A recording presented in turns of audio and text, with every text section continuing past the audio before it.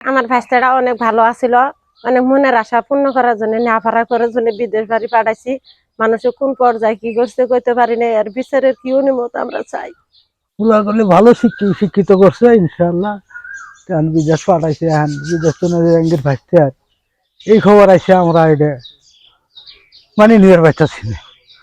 আমাদের দুঃখে প্রকার সে বলতেছি আমার ভাইস্তাটা আঙ্গির দেশে পাঠাই গিয়ে সরকারের কাছে আবেদন আমরা এই স্বাস্থ্যের বিচারটাও চাই, বিচারটা যেন করে দেয় সরকার।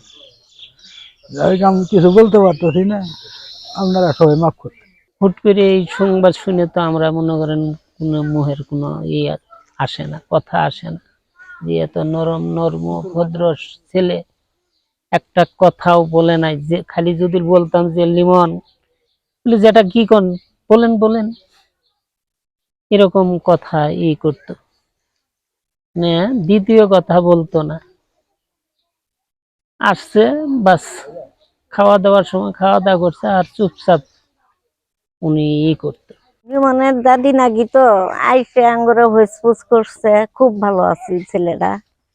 ভাইস্টের ঘরের নাতিন আঙ্গুরে মনে করেন খাওয়া খাই দি ওগরটাও আমরা খাইছি, আঙ্গুরটা ওরা খাইছে, হাসি আমাদের থাকছি। ছেলেরাও অনেক ভালা, জীবনের বাম্মাও ভালো। আইলে তো ডাহাডাহি করে চাচি আম্মা চাচি আম্মা, চাচি চৌরি হই জীবনের মায়ের।